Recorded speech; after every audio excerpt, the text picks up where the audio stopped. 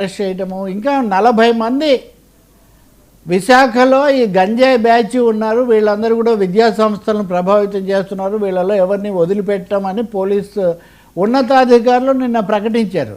కాబట్టి వైసీపీ తరఫున యూత్లో ఉండి గట్టిగా పనిచేస్తున్న వాళ్ళని ఇప్పుడు టీడీపీ టార్గెట్ చేస్తుంది అన్న ఒక సందేహం ఆ పార్టీకి బలంగా ఉన్నట్టుగా ఉంది. నిన్న ఆయన ఈ విషయాలన్నీ క్రెడిట్ చోరీలు ఇవన్నీ కూడా చెప్తూనే చాలా బలంగా మనం పోరాడాలి. అందులో ముఖ్యమైనది ఈ ఫీజు రీయింబర్స్మెంట్, రెండోది మెడికల్ కాలేజీలు పీపీపీ. మళ్ళీ పీపీపీ అన్న దాని మీద నిరాహార దీక్షలు, ఆందోళనలు ఇవన్నీ చేపడతాము. డిసెంబర్ 11, 12 ఆ మధ్యలోనేమో ఫీ రీయింబర్స్మెంట్ జరగడం లేదు, చాలా డబ్బులు రావట్లేదు, కాబట్టి వాటి మీద కూడా మేము దిగుతాము. కాబట్టి ఇందులో మీరు అందరు కూడా రావాలి అంటే ఒక విధంగా ఆయన ఫోకస్ యూత్ మీద, స్టూడెంట్స్ మీద మారుస్తున్నట్టుగా కనిపిస్తుంది. మూడోది కక్ష సాధింపులు చాలా పెరిగిపోతున్నాయి. ఎంత కక్ష సాధింపులు అంటే ఈరోజు మనం చూస్తే వాళ్ళ వెర్షన్ దేశంలో వాళ్ళే కాకుండా ఎన్ఆర్ఐలను కూడా టార్గెట్ చేస్తున్నారు. తెలుగుదేశం ఏమో ఎన్నికల ప్రచారంలో వాళ్ళు గెలవడానికి ఎన్ఆర్ఐలను తీసుకొని వచ్చి చాలా ఉపయోగించుకొని వాళ్ళ సేవలు చేశారు, వాళ్ళకి సత్కారాలు చేశారు. ఎన్ఆర్ఐలు టీడీపీనైనా వైసీపీనైనా అభిమానించవచ్చు కదా, మరి వాళ్ళని మటుకు ఆ భాస్కర్ రెడ్డి అయినా ఎందుకో వస్తే విమానాశ్రయంలోనే ఆయన అరెస్ట్ చేశారు, ఇంకొకరిని చేశారు. ఇప్పుడు ప్రత్యేకించి విదేశాల్లో కూడా ఎన్ఆర్ఐ వైసీపీ అభిమానులు ఎవరు ఉండకుండా మమ్మల్ని టార్గెట్ చేస్తున్నారు.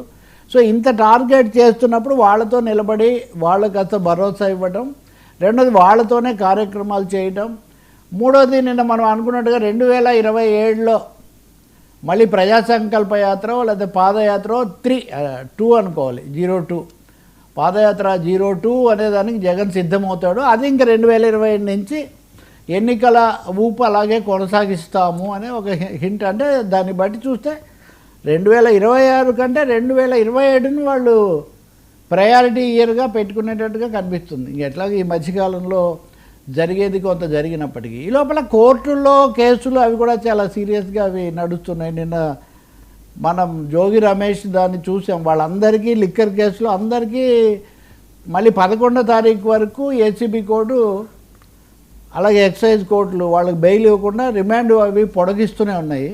కాబట్టి ఒక్క వైపున కాదు, మీడియా వారు కూడా చాలా భారీ ఎత్తున ఫేక్ వీడియోలు ఒకవైపు, సాక్షి కథనాలు ఒకవైపు, ఈ యూట్యూబ్ పోస్టింగ్లు ఒకవైపు, ఈ 3 రకాలుగా media war. So media war, legal war, political war, financial war అన్న పద్ధతిలో ఇక దాదాపు యుద్ధరంగంలాగా మారిపోతున్నట్టు కనిపిస్తుంది నెమ్మదిగా. దానికి సిద్ధమవుతున్నట్టుగా తెలుగుదేశం వ్యవహార సరళి కూడా. నిన్న మనం అనుకున్నాం కదా, లోకేష్ ఉదాహరణకు నేను నెల్లూరు వెళ్ళి వాళ్ళ పార్టీ నాయకుడు ఒక ఆయన చనిపోయిన ఆయన కుటుంబాన్ని పరామర్శించారు. ఆ సమయంలో వచ్చిన సమస్య ఏంటి ఆయనకు, మన పార్టీ వాళ్ళే మా కుటుంబం మీద, మా భర్త చచ్చిపోతే మా మీద పోస్టులు పెట్టారని ఆయనకు ఫిర్యాదు చేస్తే ఆయన కోపంగా ఇవన్నీ నేను సర్దుబాటు చేస్తానని ఆయన అన్నారు.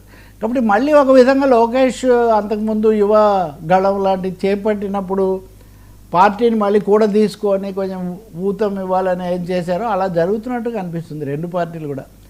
ఒక ముక్కలో చెప్పాలంటే సైన్యాలను యుద్ధం కాదు మాత, యుద్ధానికి సిద్ధం చేస్తున్నాను అంటాడు ఎస్వి రంగారావు. అలా ఏదో సిద్ధం చేస్తున్న ప్రక్రియ జరుగుతుంటే కనిపిస్తుంది. సార్ జగన్కి CBI court relief, next step అదేనా? ఇది మళ్ళీ బ్యాక్ టు పెవిలియన్ లాగా మళ్ళీ జగన్ ఆయన సిబిఐ కేసులు, ఒరిజినల్ కేసులు, ఈ మధ్యలో వచ్చిన లిక్కర్ కేసులు ఇట్లాంటివి కాదు. జగన్ మీద క్విట్ ప్రోకో కేసులు ఏవైతే పెట్టారో అవి ఎంతకాలం నడుస్తాయి, ఇంతవరకు దాంట్లో ఛార్జెస్, ఆరోపణలు ఫైనలైజేషనే జరగలేదు. ఆరోపణలు ఫైనల్ అయిన తర్వాత దేంట్లో నిందితులు ఎవరు